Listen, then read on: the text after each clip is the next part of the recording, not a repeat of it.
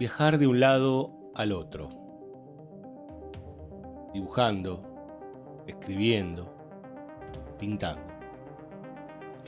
buscando el origen de las durmientes, buscando algún espacio que sea similar al silencio en la costa. Hoy nos encontramos con una gran ilustradora y docente que desde Pinamar nos cuenta su historia. Con ustedes, Muriel Frega.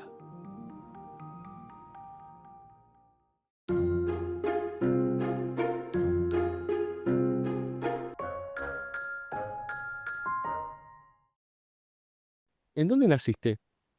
En Capital. Capital Federal. Porque uno ve tus laburos, ve tus actividades y demás, y dice, bueno, debe ser de Pinamar, digamos, o de alguna de las zonas aledañas, pero no, vos sos de No, yo acá. estuve en Capital, me vine hace relativamente, yo digo poco, pero ya es bastante, hace 11 años, 12 años. Es un montón. Es un montón, pero bueno, no es tanto como para haber nacido acá. Y contame, naciste en Capital en los años 70, somos los dos de los 70. Eh, Contame un poco de tu niñez y de tu vínculo con el dibujo, porque yo creo que todos los chicos tienen vínculo con el dibujar. Pero bueno, después hay momentos en donde, por distintas circunstancias, se profundiza más o se convierte en un juego que pasa toda la vida. ¿A vos qué te pasó con eso? De la infancia mismo no me acuerdo. Sí me acuerdo más de la preadolescencia y la adolescencia. Y Mi mamá nos llevó a un taller de pintura eh, y yo ahí alquilé. Yo estaba en primer año, secundario. Sí, primer año en secundario, por ahí. Íbamos al taller de Mabel. Mabel era una amiga recopada que pintaba y Raúl, el marido, también. Raúl era fanático de Picasso. Eh, pero el chabón trabajaba cosiendo camperas de cuero. Y eran personas muy apasionadas por el arte y nos transmitieron esto. Yo tenía mi valijita con los óleos, pintaban al óleo, pintábamos tamaños enormísimos. Éramos todo un grupo de dos o tres adolescentes y los demás eran personas grandes. Y nos pasábamos ahí las tardes en el taller de Mabel y llegando yo a tercer año del secundario, de que yo no quiero más ir a yo me quiero ir a la escuela de Bellas Artes, esto es lo que yo quiero, lo tuve aquí clarísimo. Y nada, es que no me quiero seguir en el bachillerato común, me quiero pasar a la Belgrano, en este momento era la Belgrano. sí, sí, Hice el examen de ingreso y entré. Así que técnicamente yo no tengo el secundario completo. claro, claro. Pero escúchame, vos pasaste a la Belgrano, Ujú. yo soy del Rogelio Urrutia, Ah, claro. así que somos de más o menos de las mismas coordenadas. Sí. Pero porque te daba el doble turno, ¿verdad? Tenías el turno de bachiller y el taller. Claro, eran 4 años, 2 años de bachiller y los 2 años de magisterio, pero todos en uno. O sea, vos hacías estos 4 años, te recibías como maestro nacional de dibujo. Y después de ahí pasé a la Pueyrredón y mi elección, yo siempre hago estos cálculos medio extraños, dije, yo ya voy al taller de pintura, ya más o menos conozco, pero había contigo cosas de grabado y dije, me interesa grabado. Entonces, como yo ya pinto por mi cuenta, me voy a anotar en la carrera de grabado para aprender dos cosas. Y ahí me re enamoré del grabado, fui dejando de pintar, en esta época se empezaba a ser un poco más caro también el conseguir los materiales. El grabado tenía más posibilidades, muchísimo más para explorar. Así que de ahí pasé a taller de grabado.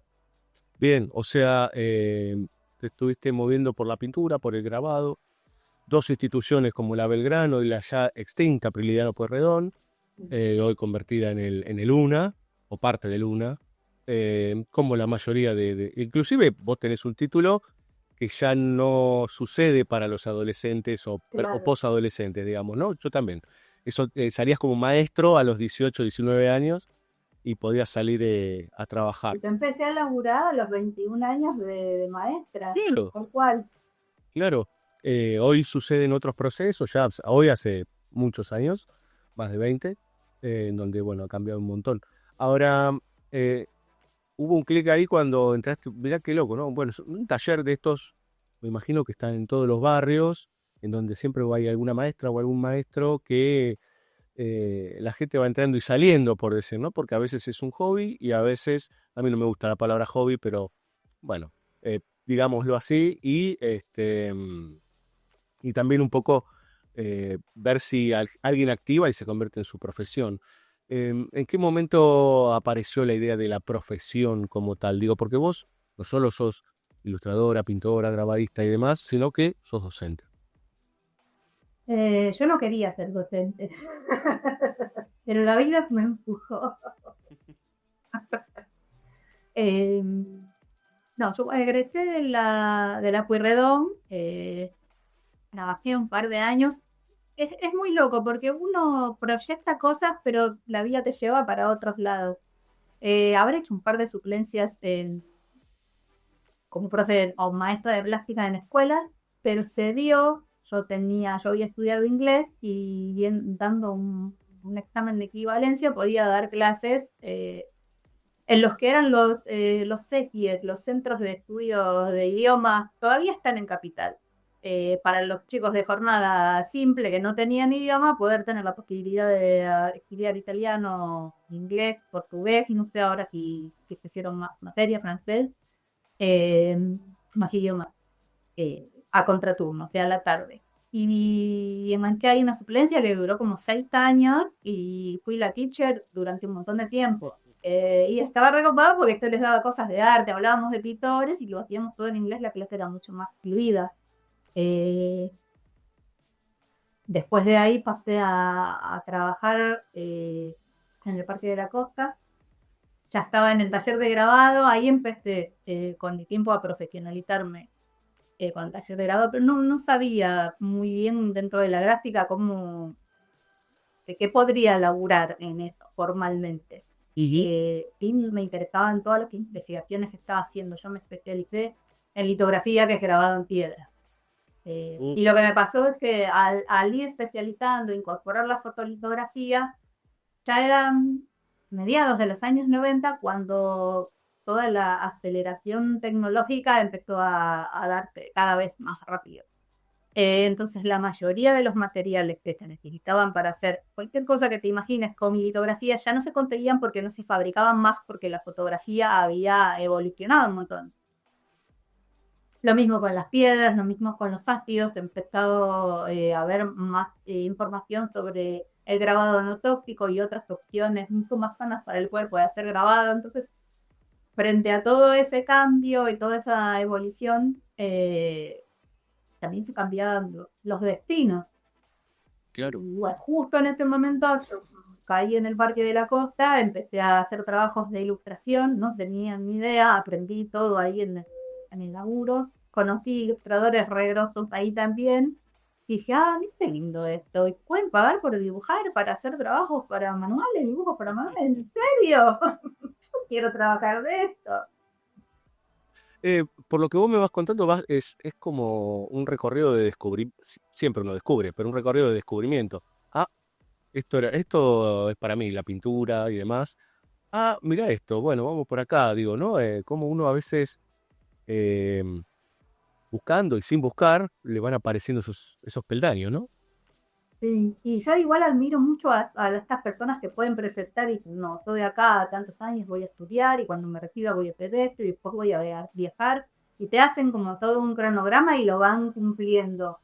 Yo lo intento, pero no puedo. Somos dos. Este, sí, porque aparte, digo, no es una escalera recta, ¿no? Es como tiene zigzaguea, baja, ese juego. Más en este país, vos Somos empezás algo argentinos. y a los 3 años te cambian todas las realidades. Sí, sí, sí, sí, somos argentinos. Eso Sí, no lo entenderías, ¿no? Este, mi signo de argentinidad está dado en ahora eso. escúchame, Muriel, porque hay algo que yo repito con todas las personas que charlo acá, sobre todo si somos más cogeneracionales o de ahí cerquita, ¿qué es esto de en el momento que vos tomás la decisión, siendo una piba, de meterte en las bellas artes y demás? a mí me pasó particularmente que fui a mi papá y le dije, che, mira, yo quiero estudiar en el secundario esto. Y mi viejo abrió los ojos así y me dijo, ¿estás seguro? Mirá que te vas a cagar de hambre. Me dejó, por supuesto. ¿Qué te pasó a vos con eso? ¿O con los que te acompañaban? No ¿Con los que sabes estaban cómo como... estoy disfrutando yo este momento ahora de vivir del arte y aprovecho y te los digo a todo el mundo porque me recontra hicieron bullying en la secundaria. No vas a ganar, no vas a poder vivir de esto, no, nada. Y ahora yo veo dónde quedaron todos estos compañeros y yo, eso es mi pequeña venganza. Pero sí, yo le dije a mis viejos, cuando me dice pasar la verano y me dijeron, bueno, no, pero vos tenés que hacer una carrera universitaria. Claro. No, y bueno, pero no hay. En ese momento no había. Recién empezaba la carrera de diseño gráfico. Me dijeron, bueno, si no vas a hacer carrera universitaria, te la pagás vos. Sí, sin ningún problema. Me fui, una de las amigas de mi mamá fabricaba ropa y hacía desfiles para vender la ropa, y yo salía de la Belgrano, me iba a la casa de Margarita, le planchaba todas las cosas, le dejaba toda la ropa colgada para los desfiles, le ayudaba al limpiar todo eso, y con eso me estoy pagando lo que necesitara de la Belgrano. Y una vez que entré a la Pueyrredón, ya con el título de maestra, tenía estas horas en la escuela de idiomas. Entonces trabajaba a la tarde y a la noche cursaba la Pueyrredón, cero problema. ¿Vos por qué crees que, digo, porque hoy cambiaron mucho las cosas, pero no, creo yo. O sea, cambiaron, pero hay algo que tiene que ver con la inseguridad de los padres con respecto a la profesión de sus hijos o qué van a hacer, que cuando aparecen ciertas vertientes, como por ejemplo las artes, porque ahí ya no se dice ni siquiera bellas artes, hay algo ahí de como, a ver esto, ¿qué porvenir puede llegar a tener con esto este chico?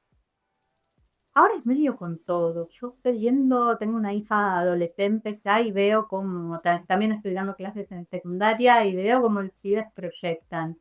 Y no es para nada la forma en que lo hacíamos nosotros. Nosotros teníamos como un tramo de decir, bueno, ahora estudio un par de años más, terminada en la secundaria, como para terminar de profesionalizarme, para definirme, para conseguir un mejor laburo. Había un objetivo después de esto. Y la gran mayoría de los adolescentes que son ahora no lo tienen. Tienen la sensación de que se van a encarcelar en una carrera de 5 años, que van a estar laburando un montón y estudiando, algo que tengan muchísima vocación o muy definido qué es lo que quieren hacer. Pero la mayoría están dudando.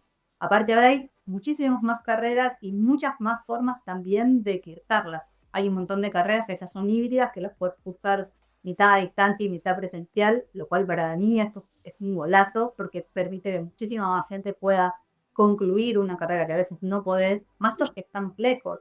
O sea, dentro de 2 años mi hija va a terminar el secundario y acá en Pinamar no hay mucha oferta universitaria.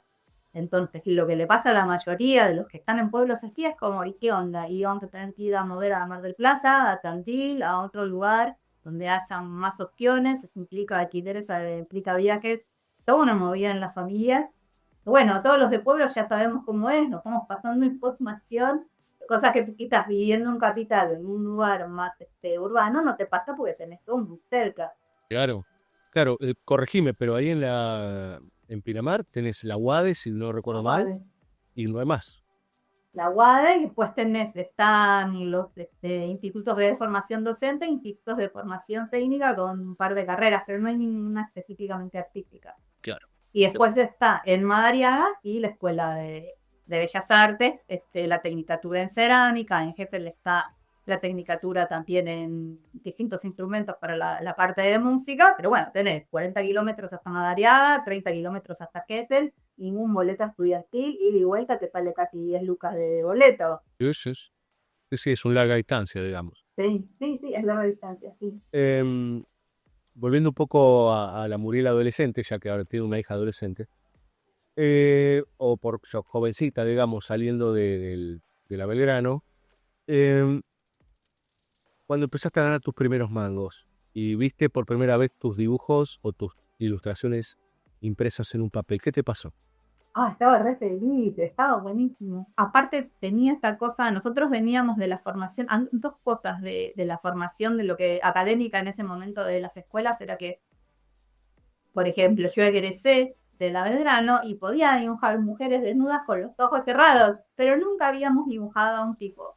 Entonces no sabía cómo eran los músculos de la espalda, las piernas, todos los tipos eran mujeres sin peluca, mujeres con pelo corto y Claro, barba. claro. Eh, y si no, naturalezas muertas. Cuando entré a trabajar en el Parque de la Costa me dijeron, bueno, tenés que dibujar un mono, un auto y no sé qué cosa. Y era como, no, yo animales no dibujo. Acá hay que dibujar de todo, lo siento. Claro. Y ahí entonces sí entraste a la parte de lo que es la profesión del dibujante, como Total. buscala por este lado.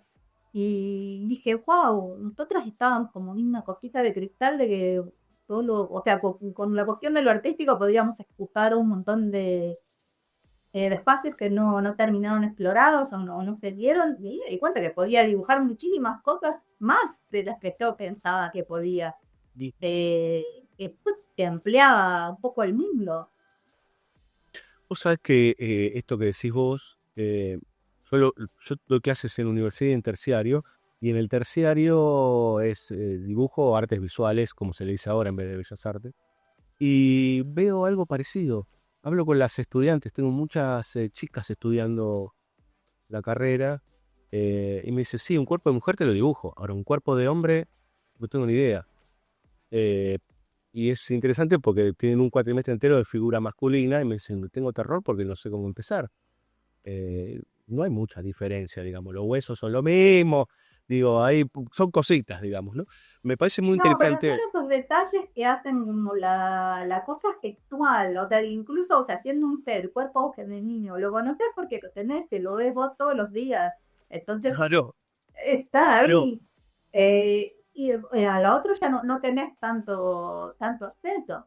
En esta época, en las épocas de adolescencia y de juventud, era pedirle a todos mis amigos, no, a ver, pedirte aquí, no, date vuelta, para que quiero dibujar el brazo, a ver, date vuelta, a ver la espalda, para ver la pierna. Porque claro, son los mismos músculos, pero la consistencia, Sí, claro.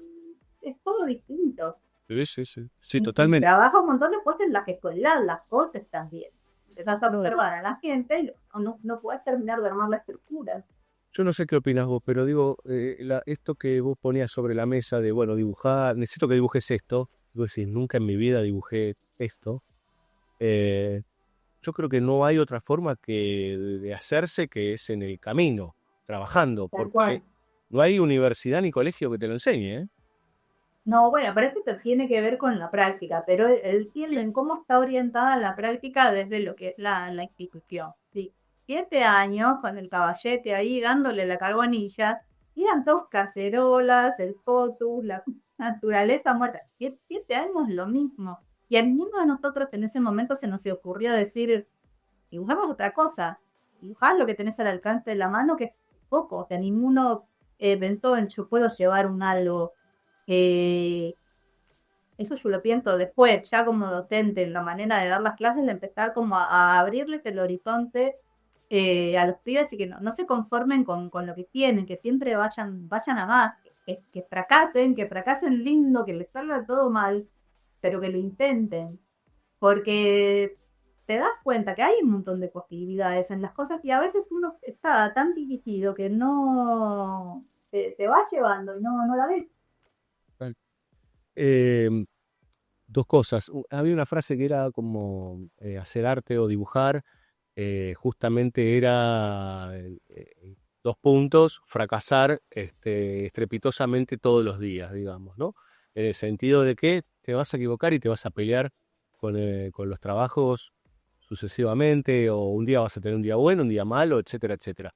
Ahora, ¿vos cómo te llevas con tu propia exigencia? ¿Cuándo hay un lugar de satisfacción o siempre hay satisfacción y hay momentos en donde, bueno, aparecen las contrariedades, por decir?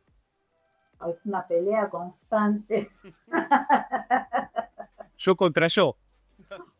Yo contra yo, mi otro yo, el otro yo, la otra que viene y opina, la otra que se cuelga, la otra que Claro. tiene que ir a laburar.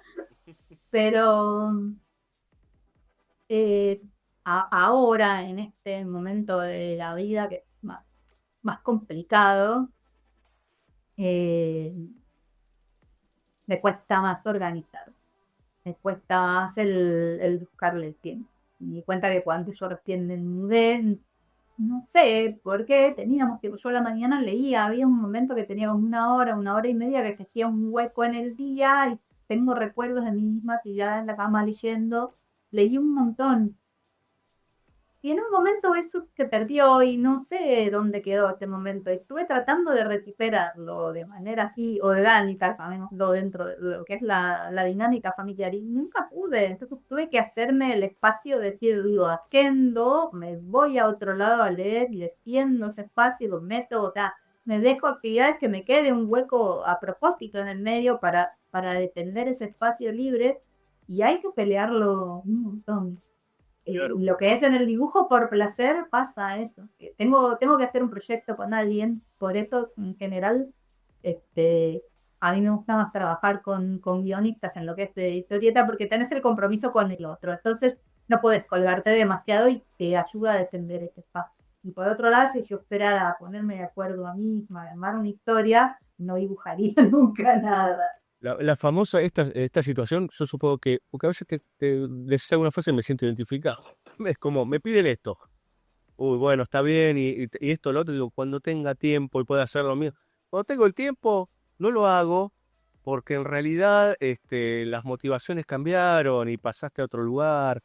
Es como, bueno, uno también va encontrando los espacios, y a veces los espacios tienen que ver con otros, ¿no? Con otras personas que te puedan dar un puntapié inicial.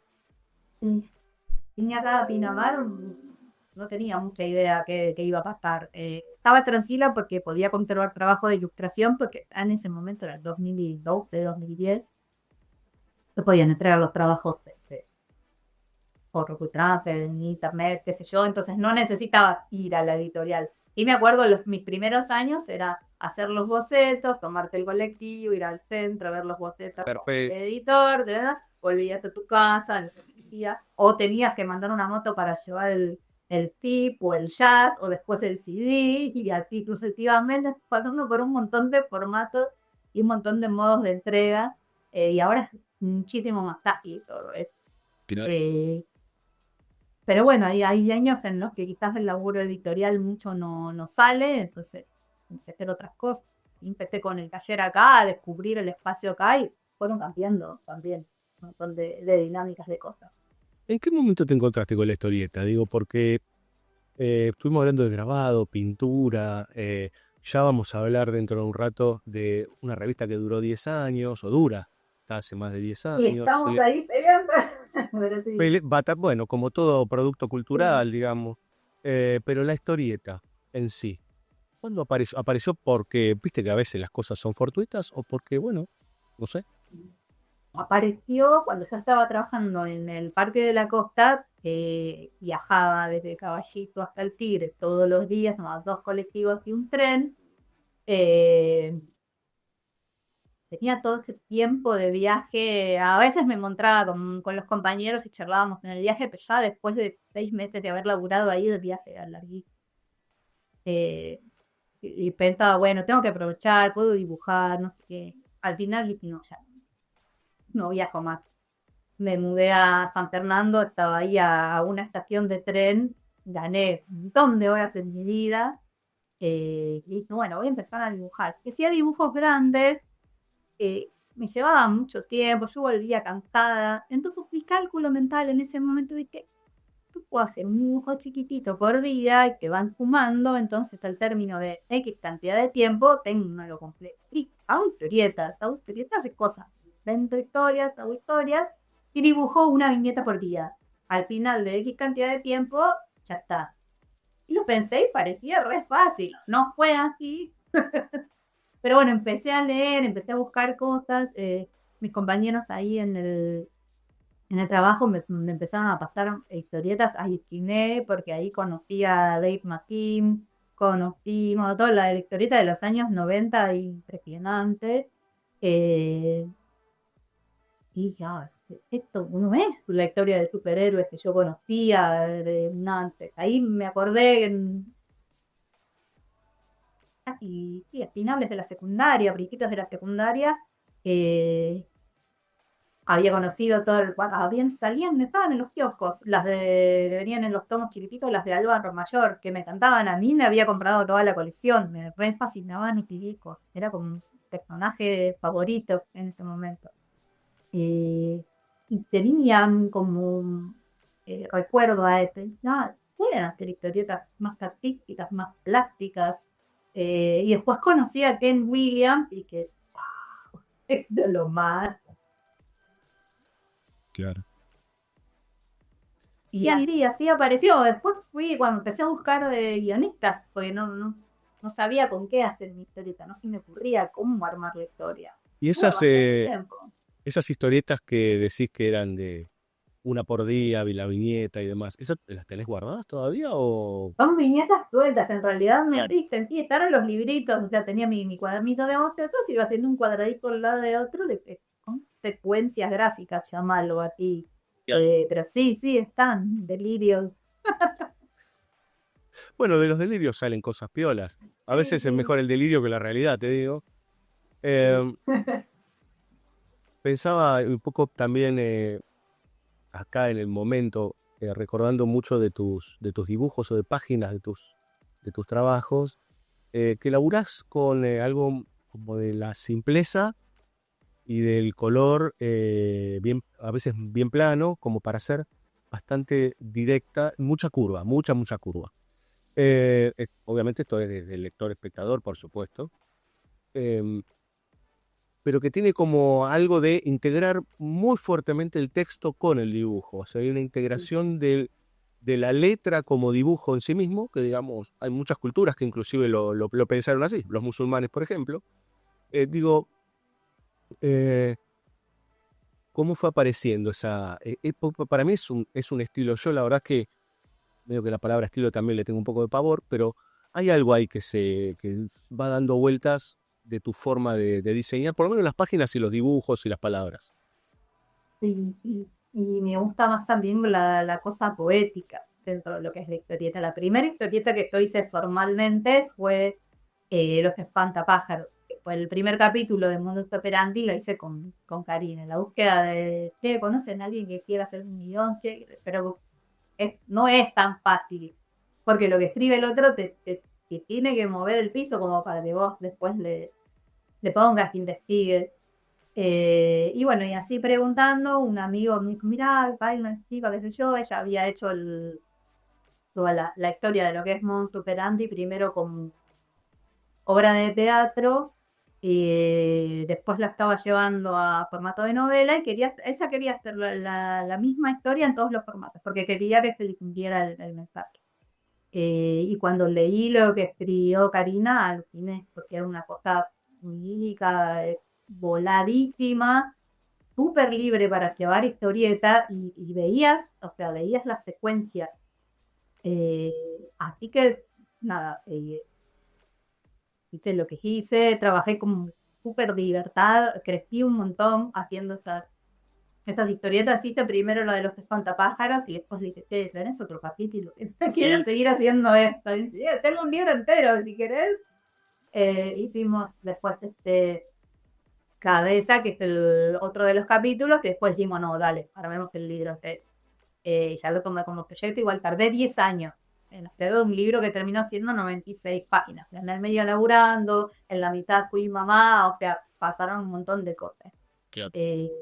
Pero a eso le puse toda la pila. Y sí, lo que yo quería es algo que viniera un poco de mantener lo lindo del grabado, por eso los colores planos, por eso las paletas limitadas, por eso esta cosa de decir, con el mínimo de los recursos te armo la mayor amplitud de colores, porque este es el desafío más copado del grabado, de cómo solucionar con formas planas espacios Claro.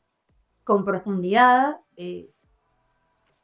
Y después la cosa de la ilustración, de que el texto y la imagen leídos separadamente no tienen el mismo sentido que cuando los lees juntos. Incluso a veces hasta se contradicen, y en esta contradicción está o la metáfora o el mensaje completo. Entonces lo que yo quería era esto. Me acuerdo que cuando terminé la historieta de los espantapájaros, en ese momento yo era socia de Ada, y empezaba a participar en las reuniones, ahí estaba Quique Alcatena y estuvimos charlando un montón y me decía que es una historieta que le exige mucho al lector, lo mío no me importa, yo quiero divertirme, me está buenísimo. Bueno, en algunos otros capítulos de Modus Operandi bajamos más a la viñeta tradicional, a la secuencia en viñetas, y en otro quería investigarte a todas las maneras, estaba alucinada con el movimiento, con la cosa del relato, del tiempo, que dentro de un grabado o una ilustración no lo tenés. Entonces, de esta manera estaba descubriendo esto. Quería ver de todas las formas en que lo podía investigar. Claro, porque pienso que compositivamente uno tiene una cantidad de recursos como para ir guiando al lector, espectador, digo, por distintos momentos de la propia página o de las páginas, digamos, ¿no? Lo puede hacer una pintura, pero se queda en sí misma, digamos, ¿no? Ahora, cuando vos Claro, trabajás es otro narrativamente, recorrido. claro, claro, totalmente. Ahora es un desafío sostener una narración, ¿no? Yo, cuando me di cuenta dije, pará, hacer historieta no es que hay un cuadrito al lado de otro, es todo esto. Y cuando empezás a planificarlo a priori y decir, quiero manejar los tiempos de tal manera, quiero hacer las cosas de ti, lo puedo manejar desde lo habitual, lo puedo manejar del texto, del relato, tenés un montón de herramientas Claro. y de recursos. Así que, que está alucinante. Yo estaba como, re maravillada. Me imagino que ya en Las Durmientes la experiencia es otra, ¿no? O tuya, digo, ¿no? La experiencia. Sí, ahí ya recorrí, ya investigué bastante. Igual tuvo sus cosas en las durmientes, pero todavía se mantiene esto de por ahí cambiar el recorrido en la página, la consigna mismo de la editorial. Para las publicaciones son historietas que tengan algún tipo de restricción. ¿Cómo creo que historietas formales o historietas formales? Ahí ya no, viste como el término. Pero, por ejemplo, la primera que editó era Walter, de la editorial Leitmotiv, con una historieta sin texto. Solo viñetas sin textos. Entonces, esta era la restricción. Y bueno, con Eugenia empezamos a pensar cuáles eran las restricciones que nosotras poníamos formalmente como para decir que investigamos por este lado. Teníamos ya hecha la historieta de la siesta, que es una historieta sin viñetas. Transcurre todo en la misma página. No hay separación de viñetas para los tiempos, pero sí están marcadas las escenas con un recorrido dentro del paisaje. Claro. ¿Cómo se...? Perdón por no recordarlo, pero lo hiciste con Eugenia Catena, ¿verdad? Sí.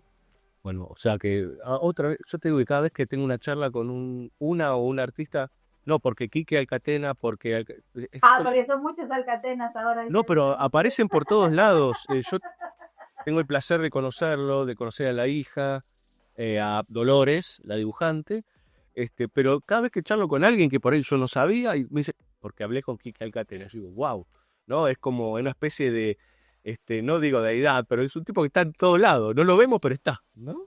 No, pero aparte es un tipo súper, súper, súper generoso y se engancha en todas.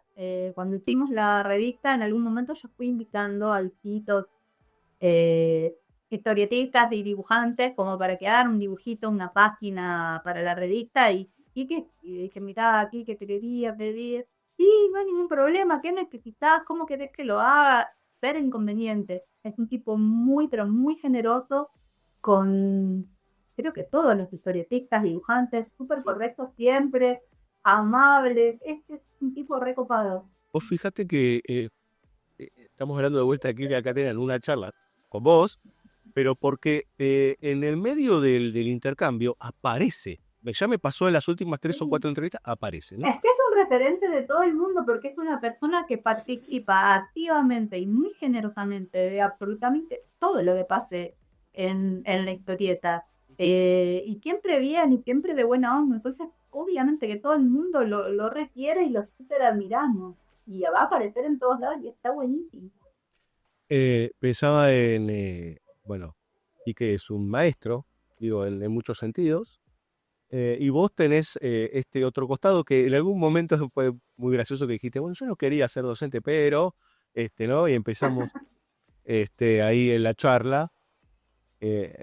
Digo, vos ejercés la docencia en varios niveles,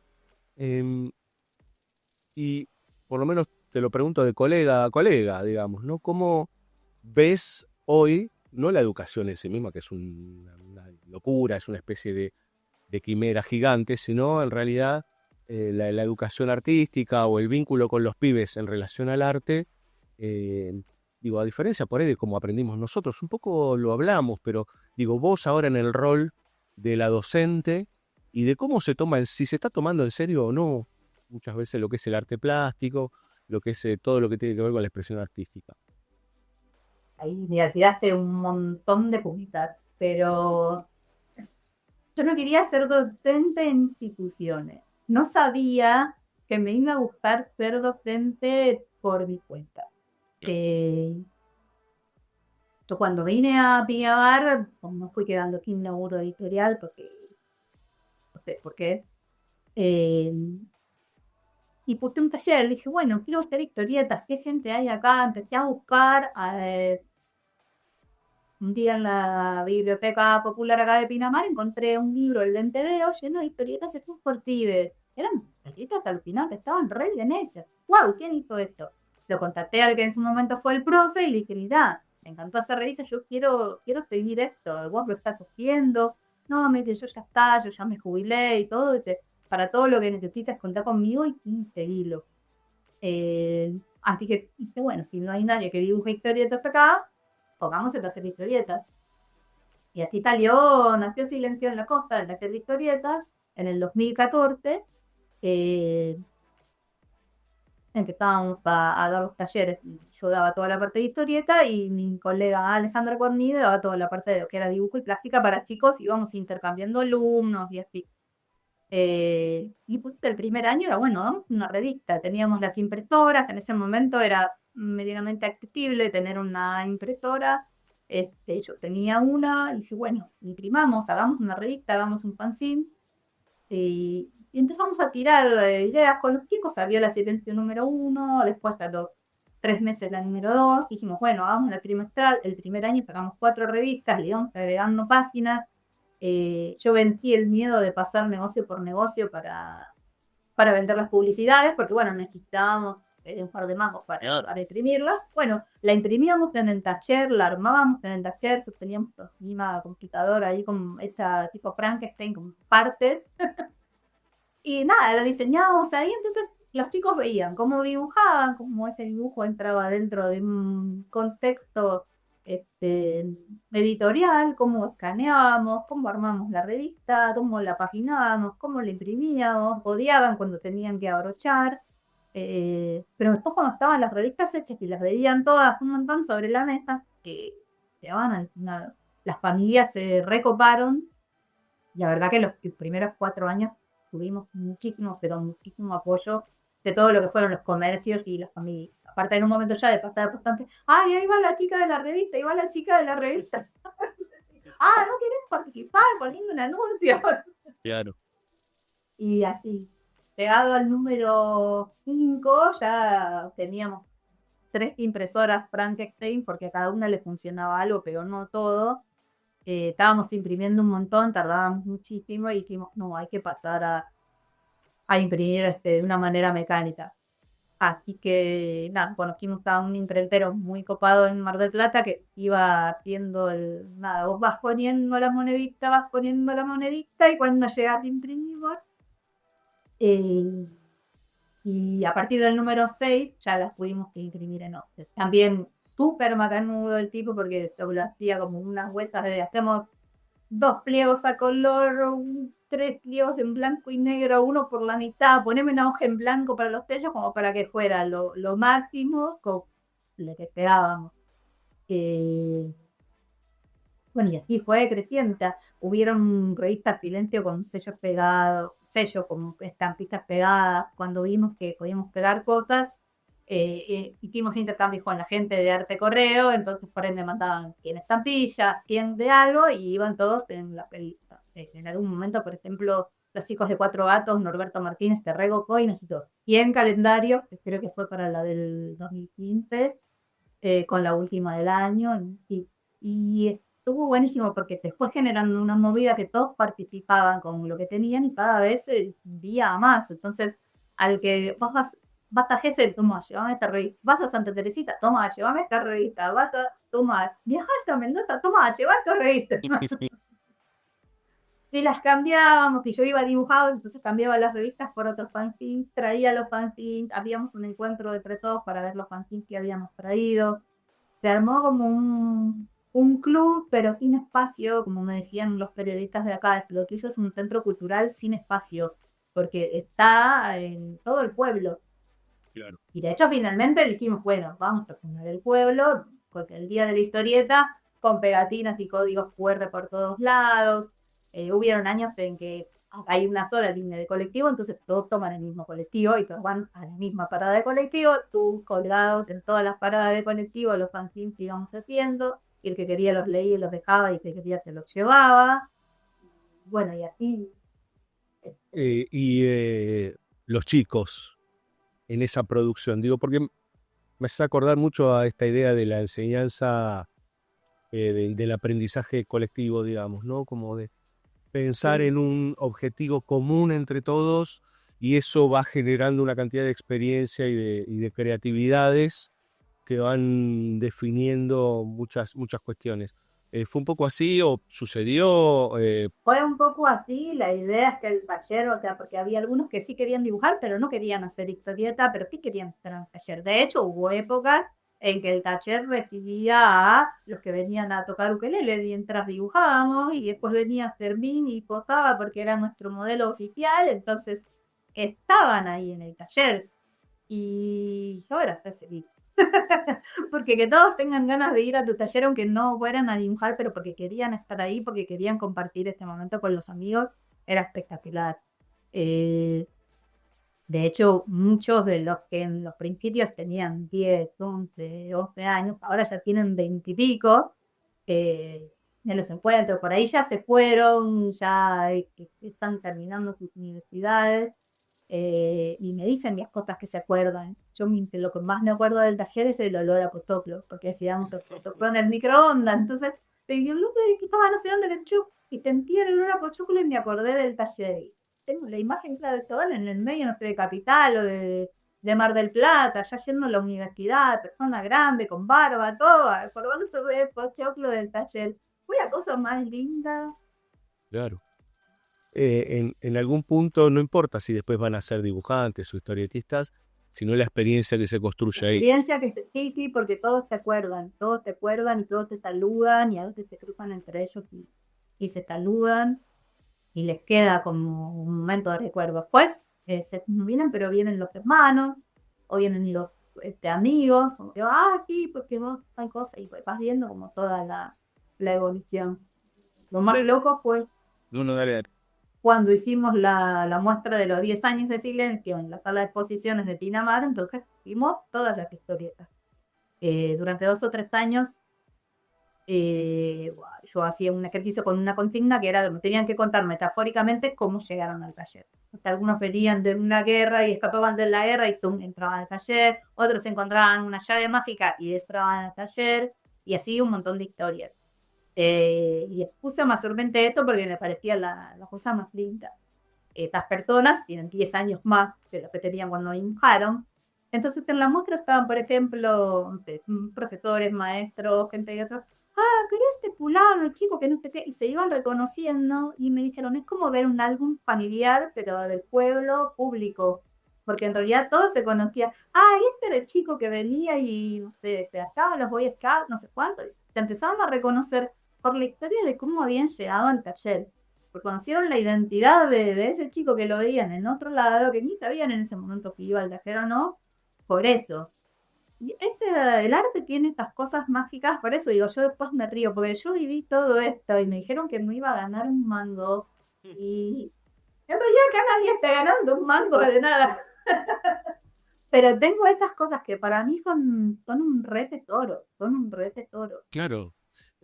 Porque, bueno, está la experiencia misma, como decías vos, pero me parece que también, y pensando un poco en la educación formal que hemos tenido nosotros, hay una diferencia, digamos, ¿no? Cuando uno empieza a encontrar alternativas que no sea siempre como la fórmula para dibujar bien, para escribir bien y bla. Bueno, ahí me llamaste a la educación formal. Yo no quería ser docente porque no quería ser parte de una educación formal. Pero con esa historia tan digna de silencio vino la pandemia y ya me cayó lindo. Porque no nos podíamos encontrar, que no podíamos hacer absolutamente nada. Entonces estudié un año donde yo había más o menos encontrado nada, ¿viste? Una nadita que digo, doy el taller, estoy ahí, estoy tranquila con esto. Afuera, olvídate. Y ahí, ¿y ahora qué hago? Y a fines del 2020, la única que me quedaba es, vuelvo a la escuela. Había un montón de docentes que no podían dar clase todavía porque recién estaban, no, ni siquiera había presencialidad. Era todo vía, o sea, tenés que tener más cancha para dar clase virtual, yo sí lo podía hacer, entonces, bueno, ya está. Pero en la escuela, listo. Y nada, entré, el primer año lo hice así, con la burbuja, untada con barbijo, con el poco de plástico que no podía retirar. Sí. Eh, Hablás y me acuerdo de mi propia experiencia, que fue un garrón. ¿Y qué momento para volver a la docencia? No se me podía haber ocurrido. Y nada, y después, viste, es como que así decís, bueno, elijo lo posible hasta que nada, porque no fue solo el aislamiento, sino que en lugares así, que en los pueblos, donde había alguien que alquilaba un espacio y después lo tuve alquilaba a otro, que teníamos los talleres, todo el que se cayó. La mayoría de los pueblos económicamente quedaron dispersados después de la pandemia. O sea, no quedó nada. Tuvimos en cuenta todos los que laburaban freelance, todos los que eran autónomos, todos los que estaban en una situación de precarización laboral. Y vamos a Bueno, buscarle ahora qué inventamos. y olvidate que encima, por ejemplo, vos estás en Pinamar, que es un lugar que tiene mucho vínculo con lo turístico, o sea, Bueno, pero lo turístico no existía en este momento. claro, Que nadie podía entrar ni venir, o sea, se claro, paró todo, claro, todo empatado. Entonces, los que por ahí teníamos pesos que alquilaban un local dejaron de alquilarlo, por lo tanto, todos los que dábamos talleres ya no los podíamos dar porque no había lugar. Y aquí un montón de cosas. Bueno, eso vino como toda una reformulación y una salida de la pandemia. Ahora ya la gente no se habla mucho, pero una de las cosas que yo pido, que vos me preguntaste de cómo es la diferencia en la educación, esta es una anécdota que te cuento muchísimo y que es súper gráfica. Uno de los ejercicios que teníamos en el taller te llamaba cualquier verdura. Yo iba al supermercado y compraba de las verduras más raras, o las papas que tenían formas raras, o un ojo, una berenjena, una mandarina, las que envolvía todas en un papelito, las metía en una bolsa. Cuando llegaba al taller, cada uno agarraba, sorpresa, abría el papelito y tenía que dibujar lo que le había tocado. Entonces ahí muchos conocieron que el apio te podía comer, el hinojo que nadie sabía de qué es esto, ¿para qué? ¿En serio? ¿Ya qué quiere utilizar? No sé, mórmelo.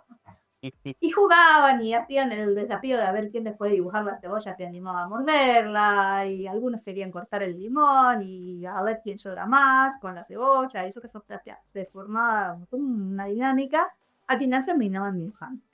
El objetivo de la actividad era sacarlos de la cosa del estereotipo de quiero dibujar el ojo realista, era cualquier verdura. Entonces no le tenían respeto por lo que estaban dibujando y ahí se soltaban. Es que y cosas alucinantes. Y te sorprendían porque habían podido dibujar casi igualito esto que estaban ahí. La papa se veía como una papa, la zanahoria se veía como una zanahoria, la reconocían, le habían encontrado el color. Iban re contentos. Hace 2 años bajó el tiempo y me olvidé de ese ejercicio, lo cambié por otro. Y dije, ay, pues sí, lectura, hoy tengo de nuevo, listo, con esto retinto.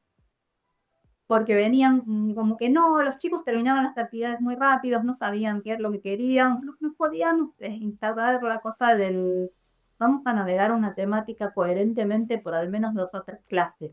Veía todo muy desarmado. ¿Qué pasa? Que bueno, a ver, vamos con cualquier lectura a ver qué pasa. ¿Vos te sirve?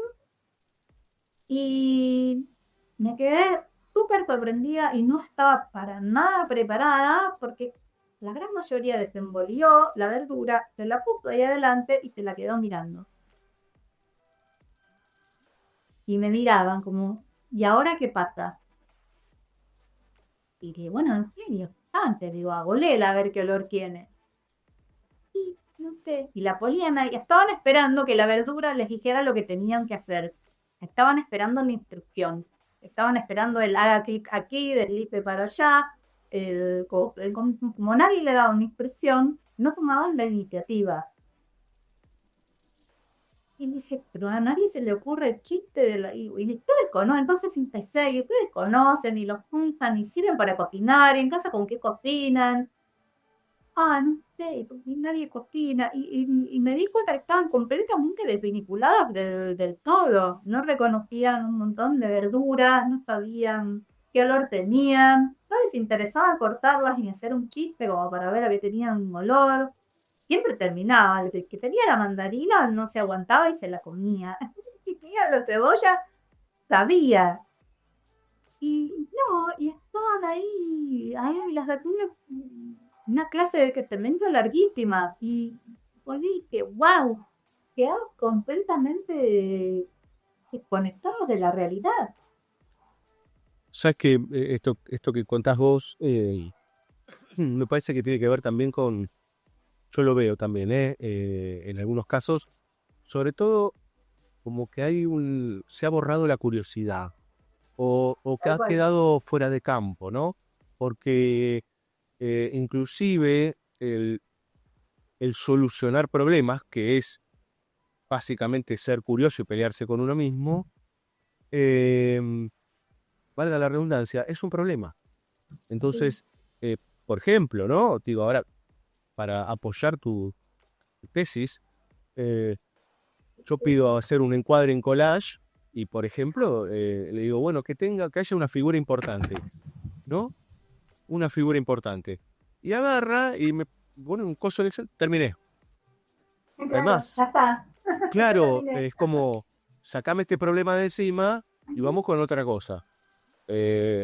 Lo cual también creo que tiene que ver un poco con nosotros también los más adultos, por decir, eh, la inmediatez, lo inmediato, lo del aquí y ahora. Hay que solucionar las cosas rapidísimo, ¿no? Sí, sí, y hay que darles un cierre, o sea, no queda esta cosa de lo que es un proceso, lo que es esperar, lo que es ver la maduración. Eh, Claro, no sé si a vos te pasa como artista, pero a veces haces una ilustración, un dibujo, al margen del deadline, pero lo dejas en algún lugar y esperás un rato y lo volvés a mirar. Ujú, Pero no en el momento, porque llega un momento que estás como con la cabeza completamente sumida en ese trabajo, ¿no? ujú. Es Eh, que los tiempos se aceleraron para el todo y van como a contramano. claro, Eh, y es muy difícil, o sea, nosotros como adultos y desde el laburo que hacemos también nos pasa lo mismo. Yo siento la sensación de que estoy como despachando cosas todo el tiempo y una vez que las despacho, pues no vuelven, es como de cerradas y no hay una continuidad ni hay una conexión con las cosas que vos vas haciendo y que vas terminando. Entonces queda todo ahí, te arma, no sé, como una trama de cosas que están terminadas, que te las sacaste rápidamente y que después no sirven para nada. O sea, después de todo esto te queda una sensación de como de vacío, vacío, claro. propiedad, de luego, es como que vas sembrando, sembrando, sembrando, sembrando, sembrando, pero no regás, entonces nunca pasa nada. Y seguís sembrando, y ok, y otra más, y otra más, y otra más, pero no volvés nunca al principio y retomar y repensarlo y releerlo y modificarlo. Ujú. Pero vos fíjate que, digo, porque lo estamos hablando porque estoy hablando con una educadora, digamos, o con una docente. Yo tengo la suerte también de estar en la docencia y por ahí los que escuchan del otro lado de empezar, bueno, ustedes porque ya son más grandes y hablan de los pibes, la típica del viejo, el viejo choto, ¿no? Que dice, los pibes, que yo. No es así, porque nosotros también estamos metidos en ese quilombo. Muchas veces no nos damos cuenta y estamos como en esta cosa del aquí y ahora, tuk, tuk, tuk, la ansiedad, digamos que es una de las enfermedades más importantes en el mundo, y cómo el, no sé a vos qué te pasa, pero yo creo que el arte sigue siendo un lugar de refugio en Lo que donde pasa es que uno... también el concepto de arte cambió y el concepto de cómo se valida lo artístico cambió un montón también con las redes sociales. Entonces ahora vos sos artista, pero si tenés muchos seguidores. sos un artista exitoso, te contratan que tenés muchos seguidores y no te pide nadie y que no tenés que público, entonces no. Y una de las cosas que estuvimos hablando porque todos me dicen, bueno, terminaron el libro, van a hacer otro. Yo estoy pensando muy seriamente de que y mi acto revolucionario ahora sería el no producir. Yo voy a dibujar para no publicar, voy a dibujar para no hacer una serie, voy a dibujar cuando tenga ganas de dibujar lo que tenga ganas de dibujar, como cuando era chica. Y ya está, y para cumplir cumplo en mi laburo, y para cumplir cumplo haciendo las tareas domésticas, lavando los platos y que mi casa quede medianamente limpia. Cumplo para esto. No quiero cumplir dentro de lo artístico también, aparte porque yo ya cumplí en un montón de tiempo. Basta eso también. Claro. O sea, es inevitable. Hay una trayectoria. Entonces yo ya hice una revista, yo ya la recontra remé, yo ya la mandé a todos los vídeos y becas y todo lo que te imagines, y llegué a un tope. Claro. Y me dijeron, bueno, llegás hasta acá, y bueno, y más de acá no se puede, bueno, probaremos con otra cosa. Y otra cosa no se puede, haré otra. Pero tiene que ser algo que me guste, tiene que ser algo que usted disfrute, porque para tener una obligación la tengo en el laburo. Entonces, es muy complicado pensar lo artístico como una cosa de un momento como te tenía antes, la cosa de la bohemia o el encontrarte con otros artistas para estar ahí y estar. Y lo copado, lo que vivimos acá en la playa, lo tenemos porque vamos a la playa y eso es algo que a mí no me lo saca. 10 días de playa, esto no había ningún lado y no había la playa y lo lamento en el alma. ¿Querés venir? Vení a la playa. Y vamos ahí. Y esa no, pero no la pranto para nada. Eh, pero bueno, son esos espacios que uno tiene en mi momento artístico, es de ver cómo pasan las olas. En algún momento te producirá algo. Quizás no. Pero este momento que estoy haciendo de no transformarme en máquina y no transformarme en un superproductor de todo un montón de cosas que no. ¿A dónde van? ¿A dónde te llevan? Claro. Es que yo pensaba, digo, antes era más de, ya estamos en otra era, ¿no? Pero muchos movimientos religiosos tenían esta idea de la meditación, ¿no? Ujú. De estar con uno mismo. Yo creo que hoy uno de los pocos lugares, esto no es en desmedro de ninguna religión, por supuesto, porque se sigue haciendo, pero digo que uno de los pocos lugares en donde todavía podemos, sin la necesidad de tener una afiliación religiosa, es en el arte, digamos, ¿no? Es el lugar de meditación, Totalmente. de pensar con uno mismo, inclusive de aislarse de los quilombos cotidianos, o de repensar los quilombos cotidianos, o de matar todos esos demonios que a veces uno tiene en la cabeza, digamos, ¿no? Ujú. Sí, Eh, sí, es que este es el momento de comunicación con uno mismo, esto a mí me decía, y bueno, pero lo hace yo, no necesito hacer yoga, no necesito ponerme a meditar, porque en realidad, después de que estás una hora dibujando, entrar en una forma de concentración y de comunicación con vos mismo, no consciente. Entonces eso sí existe, supongo que la gente que escribe, la gente que hace mística, la gente que baila, le pasa lo mismo. Eh, Hay no me acuerdo exactamente cómo es la cita, pero en la película de Diggy Elliot, cuando Diggy Elliot le preguntan qué era lo que más le gustaba de la danza, por qué le gustaba danzar, cuál era su sensación. Y él decía que en un momento él sentía que desaparecía. Claro. Y la sensación es esta, que cuando estás súper concentrado, cuando estás realmente metido en un algo, no desaparecer, no importa quién sos, no existís.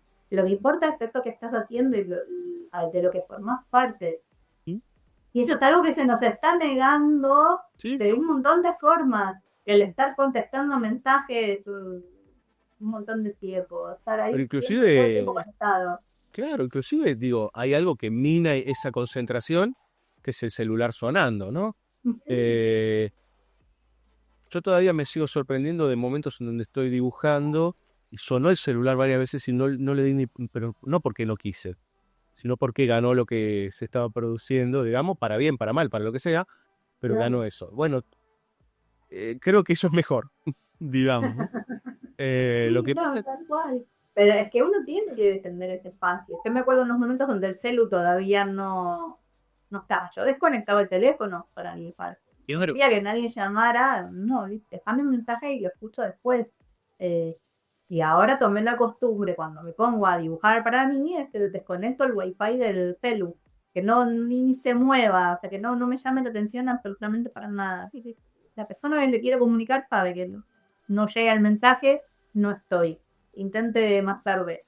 Pero es un campo que hay que batallar. Y en los adolescentes también es Sí. peligro.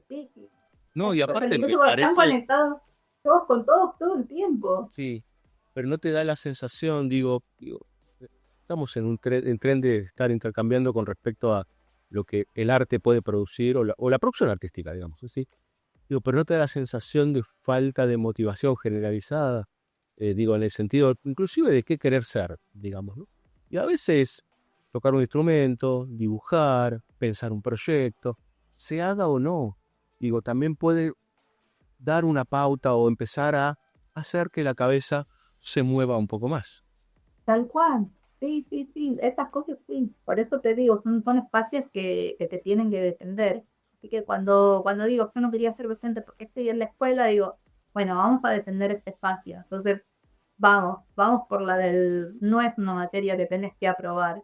Aprovechá este lugar que aquí ahora que estás acá con alguien que te va a ayudar para hacer algo. Bueno, hagamos algo ocupado, pasémosla bien, descubramos algo, lo que sea, pero descubramos algo. Conectémonos con el espacio en el que estamos viviendo, tengamos otro tipo de relaciones con las cosas.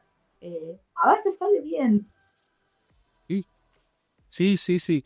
Em, yo seguiría charlando un rato largo, pero ya Cuando hablamos un montón, sí. sí, hace una hora que estamos hablando, y todas y todos tienen una vida que seguir, pero por lo pronto pensaba, Muriel, que hay algo que a mí siempre me intriga, es como la pregunta, yo le digo la pregunta filosófica, es una mentira, en realidad es una pregunta que tiene que ver más con, es mentira porque hasta ahora estuvimos pensando sobre el arte y la vida, así que hay filosofía en el medio, pero con respecto al dibujo en sí mismo o a la producción artística, ¿vos crees que todos podemos producir arte?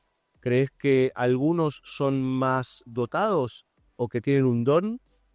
¿O es que te agarre trabajando, como decía Picasso? Es un poco que te agarre trabajando y es un poco también valorar lo que uno puede hacer. El arte ahora como que no es solo la pintura de caballete, el grabado. El arte está casi como uno se comunica. Está en toda esta cuestión de cómo cambió el concepto de lo que es el arte, de lo que es crear. Hay un montón de gente que es súper artista, pero que no trabaja ninguna disciplina artística habitual, sonora o de danza corporal, que sí lo hacen en la cocina, o sí lo hacen en la manera de equilibrar cosas, de moverse en un espacio. Hay arte en todos lados. Tema es poder verla, poder disfrutarla, poder compartirla, poder transitarla. Que esa es la parte que nos está haciendo un poco vedada. Que me parece que va más por ese lado. Y esto, de que no te quiten las ganas del descubrir. El arte finalmente es una excusa para explorar el mundo y para poder seguir jugando, o sea, ser un adulto y poder seguir haciendo juegos y tener la validez de, bueno, estoy aquí, estamos jugando, pegamos de tantitas por acá. Nada, ¿viste? Es como el prevalecer del juego y de la inocencia de la niñez. Me parece que tiene más que ver con esto. Después lo que uno va haciendo de manera profesional o como lo investiga o cómo lo profundiza, pero es al final de todo es como la búsqueda de por qué estamos acá y qué estamos haciendo y para qué estoy. La gran pregunta ontológica, digamos, ¿no? Tal cual. Bueno, sí. Y seguramente no tengamos respuesta, pero mientras tanto podemos hacer No, y ¿no? por eso es arte, porque no tiene respuesta, porque si tuviera respuesta entonces ya no lo vería. Totalmente, es el misterio. Todo lo que es misterioso nunca va a tener una respuesta certera. Las podemos inventar, pero en realidad no son verdaderas o son parciales. Muriel Frega, muchas gracias por estar acá. No, gracias a vos, un placer.